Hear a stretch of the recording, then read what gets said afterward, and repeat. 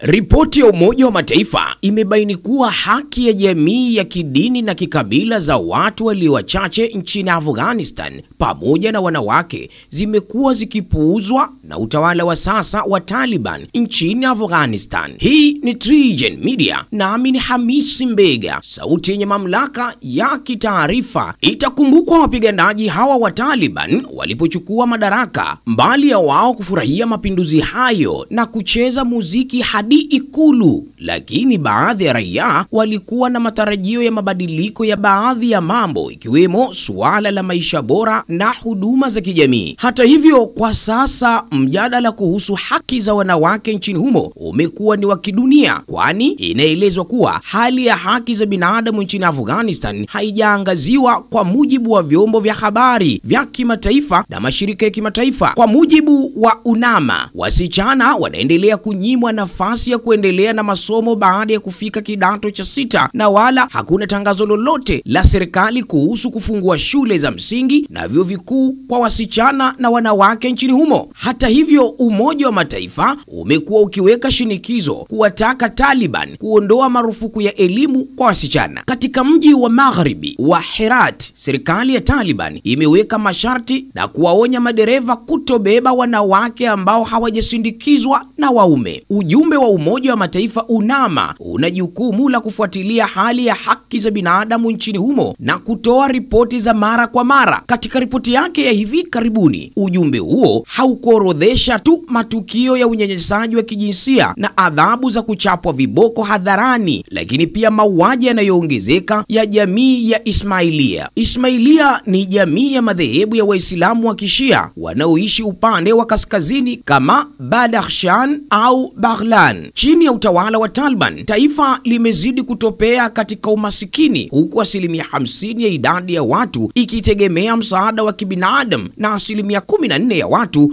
wakikabiliwa na baa la njaa. Taliban ilikuwa ni mojawapo ya vikundi vinavyopigana vita vya wenyewe kwa wenyewe nchini Afghanistan katika miaka ya 1990 na baadaye iliyokuwa Umoja wa Sovieti kujiondoa nchini humo. Kikundi hicho kiliibuka tena mwaka 1994 katika eneo la kusini mwa Afghanistan katika mji wa Kandahar. Muasisi wao alikuwa Mula Muhammad Omar, imamu katika msikiti mjini humo, ambaye aliongoza wanamgambo hao mpaka alipofariki mwaka wa 2013. Taliban awali ilikuwa na wanachama kutoka kilichokuwa kikundi cha wapiganaji wa Afghanistan maarufu kama Mujahideen, ambao walikuwa wakisaidiwa na Marekani wakati wakipigana na iliyokuwa Umoja wa Soviet katika miaka ya 1980. Hii ni TriGen Media, nami ni Hamisi Mbega. Endelea kutufuatilia na kusubscribe channel hii ili uwe wa kwanza kupokea taarifa zetu.